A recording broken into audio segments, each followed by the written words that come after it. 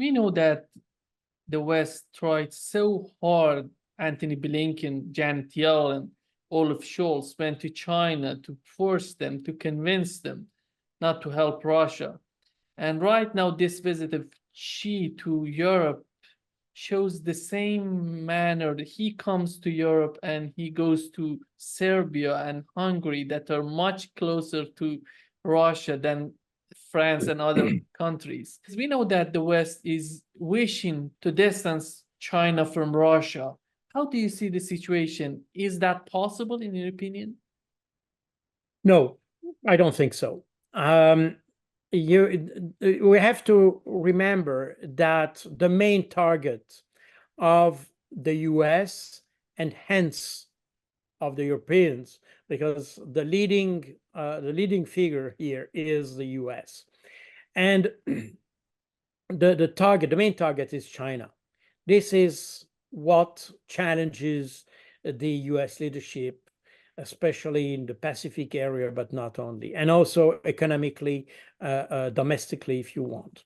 And you may remember all the issues with Huawei and now this kind of war that you have with electric vehicles and things like this. So the Tesla is the problem here, because they don't sell cars anymore because they're too expensive. So as a result, the target is China.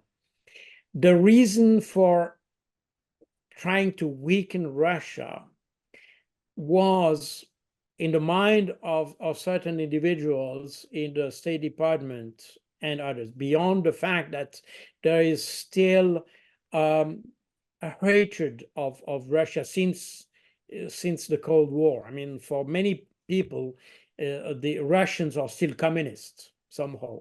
I don't understand how they come to that, but that's a little bit. I mean, if you read some text, sometimes they talk about Russians as communists. So, yeah, don't understand why, but that probably we're beyond reason here. In any case, there is a hatred of Russia, a basic hatred and a fear of Russia in Europe and in the United States. But this was not the main reason for weakening Russia. The main reason was to make Russia collapsing, is that so Russia could not reinforce China. Because also geographically, you see that those two countries are very close. I mean, they have common borders, obviously, and they are complementary because Russia, and we see that very much now, that Russia needs China to improve its industrial production and all that, and China needs Russia for raw material and commodities and all that. As a result, those two countries are the perfect complement to each other. And in addition to that, they had they are good relation during the Cold War, not always, but they had relatively good relations during the Cold War. And especially after the end of the Cold War, they managed to develop, let's say, normal relationships. And the war that the US started to wage against China brought, in fact, China and Russia together. And the war in Ukraine brought then Russia together with China. I mean, since the beginning of this war and the sanctions that were applied to both China and Russia, those two countries understood that their fate is linked and that they have to face the Western challenge together. And we have seen that on the economic side, industrial side, the cooperation has improved, drastically improved, and on other fields as well. I mean, the diplomatic scene as well. I mean, we see that these two countries work in the same direction, if you want, in the Middle East especially, and all that.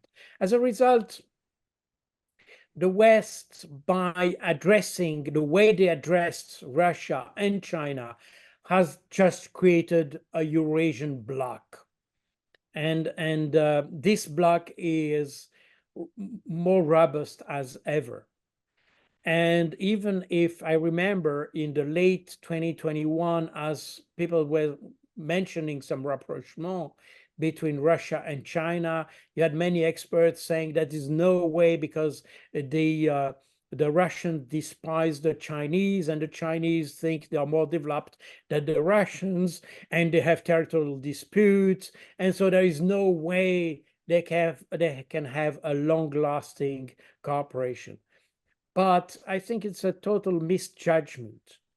Both governments in Russia and in China are extremely rational. They are extremely pragmatic.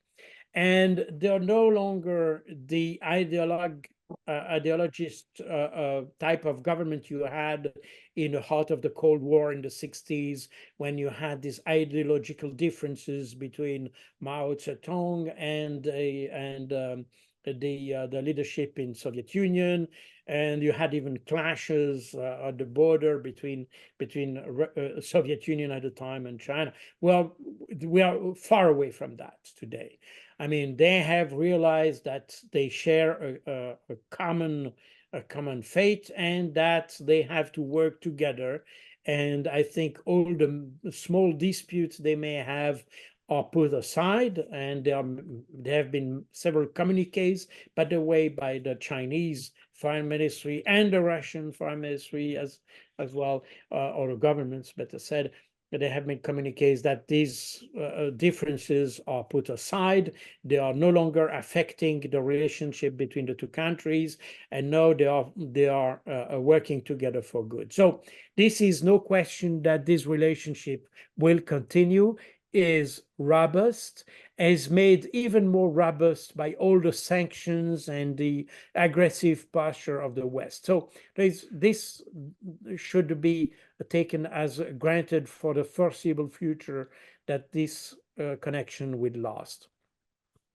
Now, this is the problem of the West, that they see the threat from the Chinese. I mean, even if the US tends to portray China as a military threat, a security threat, the problem is in fact a economic and political problem. It's the influence of China driven. I mean, it's a political influence which is driven by economy. And China, because it has enormous capacities, enormous capabilities as well, it is in a position to help countries and to extend its influence through the support it provides, especially in the global South. And that's exactly the problem that the US is seeing. In addition to that, you have a more direct problem that since the West has spent trillions of dollars and euros fighting wars around the globe, while at the same time China was putting its trillion of dollars in research and development, and has developed, I mean, today, China has the leading edge in almost all technologies that you may need for the future. And the investment of China in research and development is absolutely enormous, and is not matched with what the West is doing. As a result, we see that technologies, we could qualify them as a future technology or future technology for the future, like EVs and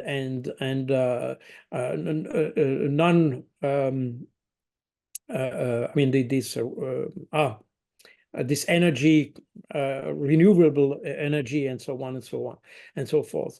All the research coming from China is absolutely gigantic. As a result, the West is losing its edge on that. And we see now that Germany starts to produce, I mean, that's one of the reasons why Olaf Scholz was going to China, because the German investment in China has in fact jumped to the sky, because they see that their future is in cooperation with China, especially for cars, because the Germans have excellent cars, but these are cars developed on past technologies, so to say. They are not in a position to compete with China, especially price-wise. They're not in a position to compete with China for EVs. As a result, they need to have a cooperation with China to produce this kind of technology. And as you may or may not know, but in Europe, the European Union has set a deadline for producing thermal engine cars, and by 2035 there should not be any petrol engine cars produced in Europe. I mean, it should only be with renewable energies. As a result, but the interesting thing is that this was announced a couple of years ago, but now the European car builders are saying that they will not be able to meet that deadline, because they're not ready for that. They don't have the technologies to produce that. They may certainly produce cars, but they might be extremely expensive cars that may not respond to the needs of most consumers. It will cover the needs of the upper edge of the consumers, very expensive cars, but not the others. As a result, they have to take into account the Chinese market, and they have to take into account Chinese technology to address that. Same happens to the US today. And that's a reason why I was mentioning Tesla before, because Tesla produce, I mean, I don't know, but I assume they are very good cars. I have no question on that. I'm not an expert in that, but I can assume they're very good cars. But they're very expensive cars. And now what you have in the market, coming on the market, you have Chinese cars that seem to have very good specification, and above all, they are very affordable. Meaning that if your aim is to have EVs all over by 2035 or something like that, you can only have cheap. I mean, you only, it's not only, but you also need to have cheap cars for this market. And this is exactly the reason why Tesla sees the Chinese as a threat. And as a result, you have, I don't know exactly, because I'm not following these questions very closely, and I may be wrong on that, but as far as I remember, the US wants to have taxes and special taxes on Chinese EVs entering the US market. So meaning that they want to distort competition, which is interesting, because the US has always promoted the free market and this market economy, that where the best, the Darwinist approach to the market, where the fittest should win and things like that. But as what we see today is exactly the opposite.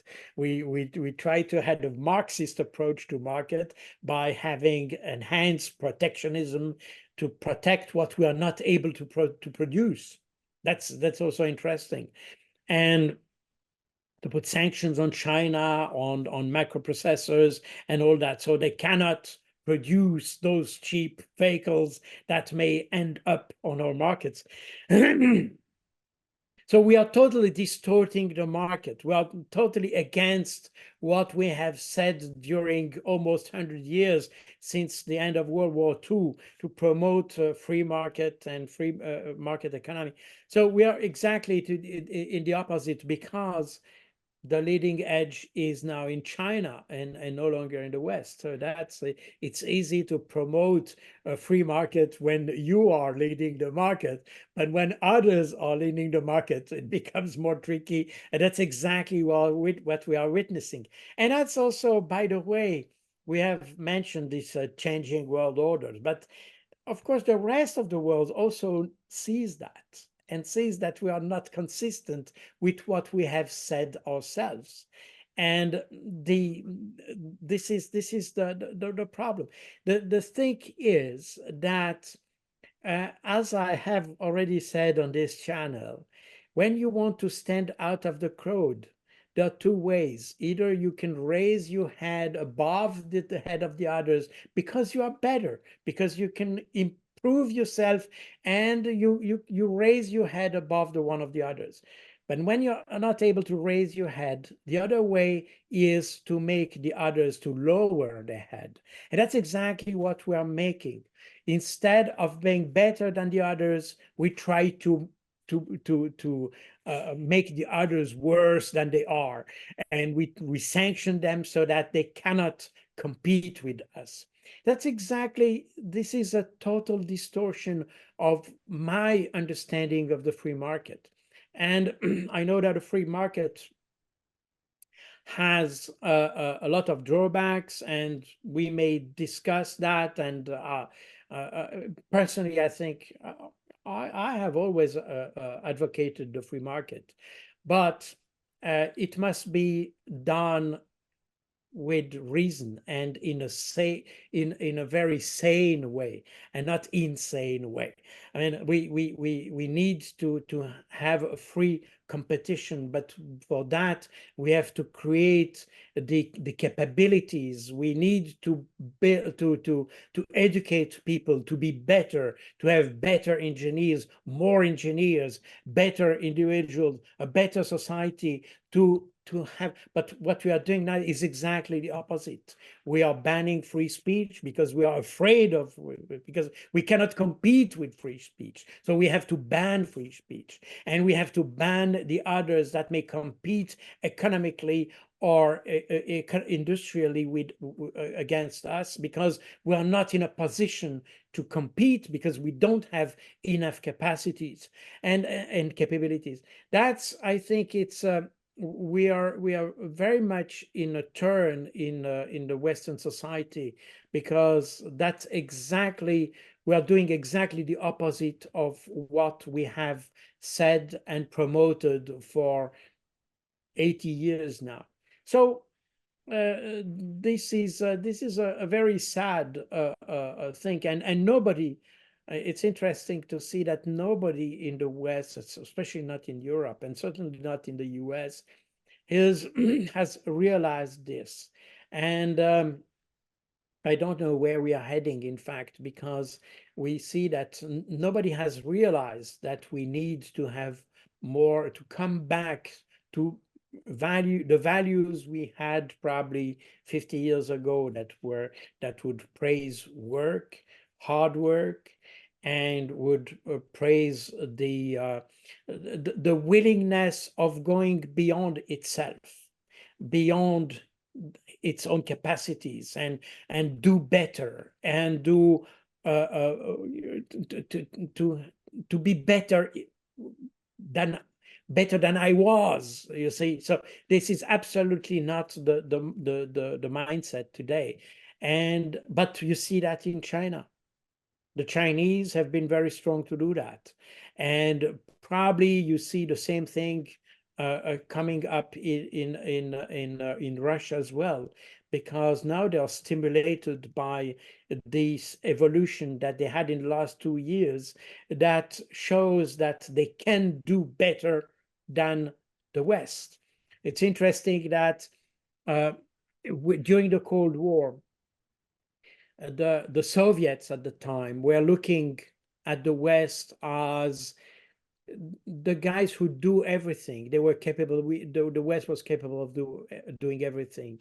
And after the end of the Cold War, in the 90s or so, Russia started to rely on the West.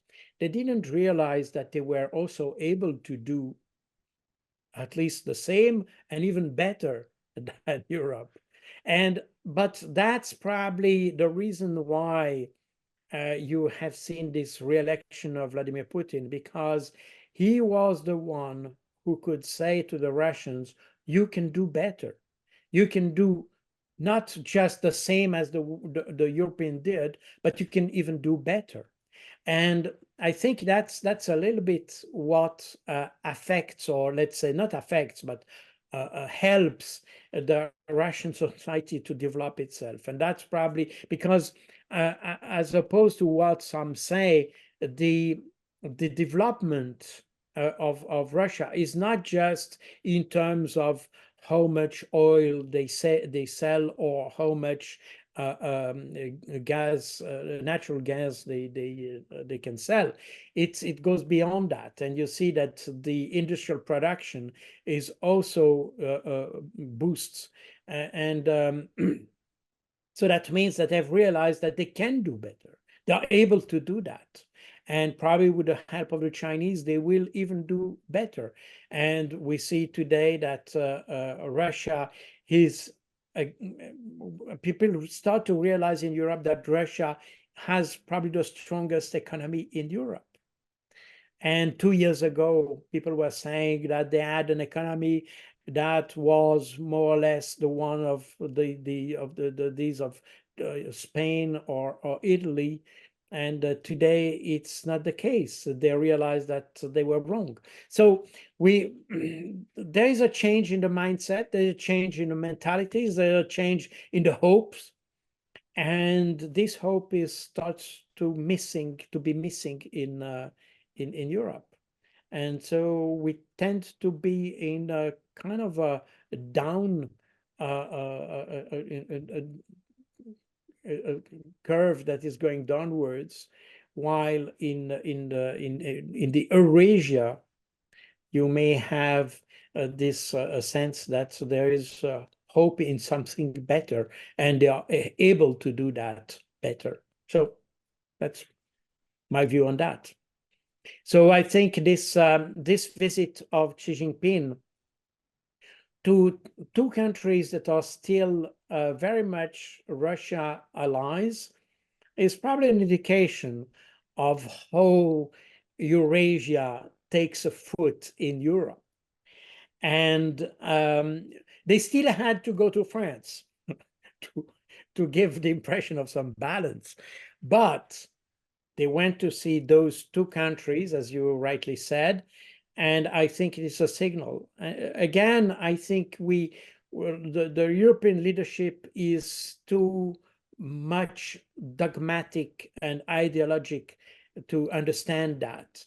But I think the message that was addressed by the Chinese. By the way, this is not the only message. Remember the way that Blinken was welcomed in China, and the difference when Russia was welcomed to China. There's a total difference. Blinken and Janet Yellen, they were welcomed by some individuals, some bureaucratic individuals, but not by the right. Even if Blinken was received by Xi Jinping, but still we could see that the Chinese didn't make any effort to make this visit something very positive for the Americans.